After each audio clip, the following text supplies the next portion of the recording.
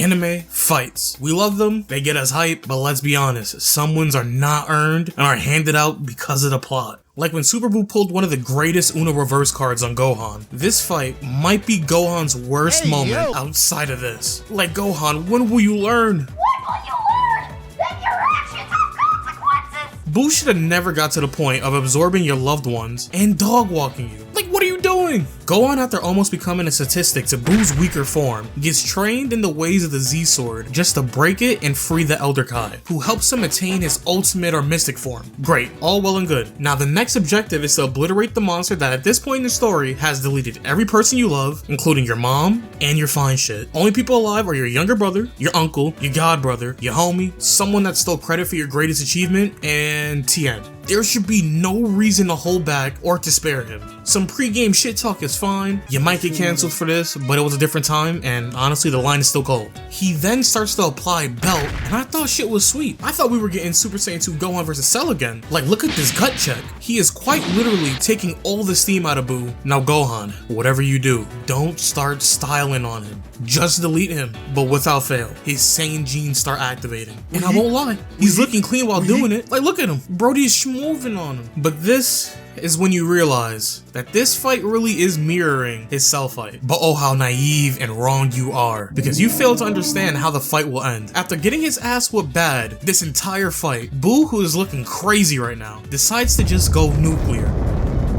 So now that no one can track his ki, he starts scheming and plotting and comes up with the dumbest idea that should not work, but in theory and based on the crowd he's currently dealing with, it will work for sure. Look, Gohan and Piccolo, they're smart characters, but they're still susceptible to the tomfoolery the rest of the group linger around them. Buu instigates Goten and Trunks to fuse and want to start fighting them, and for some reason, we're letting this happen. And after they start getting closer to him and away from Gohan, he starts to absorb these little shits and Piccolo. My favorite team is so dumb. This nigga is trash. Like, Gohan, why are you just standing there? Do something. This shit has me tweaking to this day. And now here enters Buu-Tanks. And honestly, the anime made this fight seem kinda close at first. I thought my goat was hanging. But no, as a once perfect Cell toyed with a confident Trunks, a similar situation is happening here. Gohan starts getting his ass whooped so bad, I can't even believe this. Who am I kidding? This whole squad is full of Cellers. Vegeta let Cell transform to perfect when he could have cleared his semi-perfect form. Krillin didn't nuke 18 because he wanted some android coochie. Spare coochie, ma'am. Goku, I understand it, but why are you putting the fate of the world on these little shits? Piccolo doesn't really Cell, but he could have boomed imperfect Cell in his first fight. So yeah, this whole team is questionable. Like, bro has to get saved by Tien? This is just unacceptable. He was gonna win the fight, but through his own dumbassery, he got this fight robbed right from under him.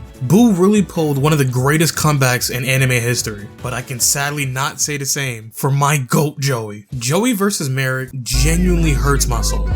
I might be biased because Joey's my favorite character and Red Eyes is my favorite archetype. And yes, I know it's bad and I suffer with it daily. Now look, I know some of you are gonna say that Marik was playing with his food. He wasn't trying to lower Joey's life points because he wanted a DQ win and to get off on his little torture shadow game. You sick bastard. But I don't give a damn. All Joey had to do was declare another attack and he would have won. Look at this bozo panicking under the sheer willpower of the GOAT. No Egyptian heritage, no cheating, just pure gambling. This is the real heart of the cards. Bear with me and let me give you guys a play-by-play real quick. Joey draws Guilford the Lightning, then rolls a 6 with graceful dice to multiply Plasma Eel's attack, which causes it to exceed 500, which then destroys Machine Duplication and then these Plasma Eels. This allows for his monsters to be freed and summoned off to bring in Guilford, and with its tribute summon, he breaks Marik's monsters. Okay, so far, so good. Now, as he's about to attack Marik, Marik uses Nightmare Mirror to negate the attack, cause Joey to take 1000 damage, and he has to discard the Winged Dragon Ra from his hand. Then this scrub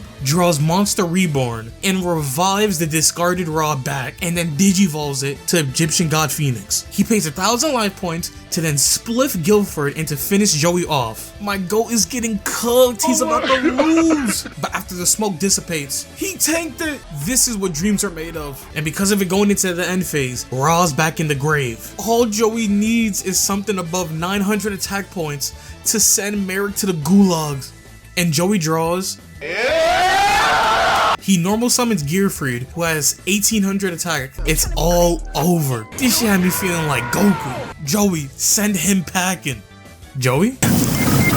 You don't understand this pain. This was a good 15 to 20 turns of pure determination and willpower. My GOAT really collapsed at the finish line. It was his to win. I don't care that Marik could have won easily if he played serious. He was looking pretty serious when he was about to hold this L right here. Some of you would ask, is it really a win if you beat an opponent that heavily restricts themselves to clown you? And the answer may surprise you. I don't give a fuck. If I'm getting spanked in a fighting game, then the opponent handicaps himself, and then I win? Well, it looks like I just upped my score. And guess what? I'm never playing you again. He was right there. He had Marik shivering in his Timbs, but Marik ended up getting off the win condition he wanted. Man, Marik's a bum. I say that as I have his Funko, but that doesn't matter. And another thing, to the people who think that it doesn't make sense for a side character to beat the main villain of an arc, keep that same energy with Vegeta, and I hope you hate the Cell Saga. Random tangent over, but this fight was highway robbery. Even if I admit the stronger duelist did win in the end. And you know what fight I have a similar sentiment about, but to a higher degree? Ash versus Alain. Now this one hurts. This is my sleep paralysis demon. You know, I really thought that one of the characters that made my childhood great, and I backed through thick and thin, through all the losses, all the wins, was finally gonna bring home the chip. I must have forgot what show I was watching. Look, Ash versus Alain is a great fight, with Ash performing like the MC he is, Alain is a great trainer with a good team, and an insanely strong Charizard. Like, if I'm honest, this fight cooked, and it would have been cemented in the Hall of Fame forever, but Ash really lost this fight. Damn. Bro really lost because it was tradition at this point. Like, X and Y was the last traditional Pokemon series. It was perfect, but then they soiled it. Soiled it! Not really, but you get my point. I have no issues with this entire fight until the last sequence of Charizard versus Greninja. Like, Pikachu handles C-Tar with an Electro Ball, nice, clean. Then it's Weavile versus Noivern, and Noivern goes out sad to a Night Slash. But then Hawlucha sees his man's down, and then he just sees all red. Bro hit Weavile with the...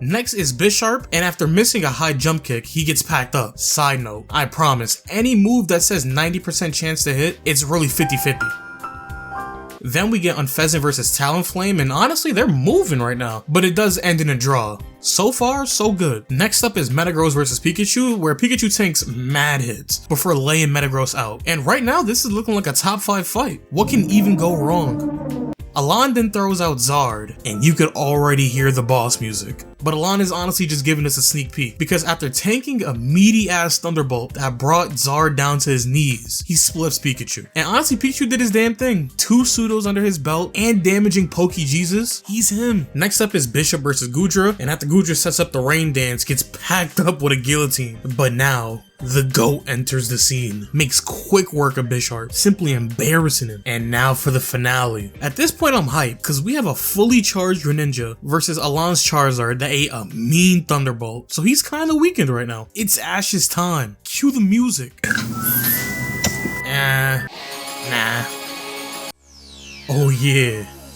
They run up to each other looking like Naruto and Sasuke, then Charizard uses Flamethrower, but Greninja weaves it and hits Charizard with Cut, which, Ash, why does Greninja have Cut this late? But off this interaction, they decide to go even further beyond and turn into Ash Greninja and Megazard X. Charizard uses Mixtape to cook Greninja's shadow clones. He then appears through the smoke and throws a Water Shuriken, which Charizard blocks with Dragon Claw. They then start to scrap until Greninja gets Charizard tries to hawk him down with Flamethrower, but Greninja is not one to play with. He splits it in half and then responds with a Water Shuriken to the ground to block Zard's Blast Burn. And through the smoke, he closes in and gives him a mean gut check and a heal kick for maximum CTE. Zard then responds with a Dragon Claw, which Greninja blocked. Now these certified demons are cooking. Greninja gains the upper hand with a mean Water Shuriken, sending Charizard all the way back. And then he decides to go for one more Water Shuriken. He charges it up. It's golden now. This shit is infused with hopes and dreams. He throws it for game, but on the other end, Zard uses his Blast Burn to counter it. And this causes a huge explosion, filling the entire arena with smoke. And when the smoke clears, Zard is still standing. And Greninja is standing as,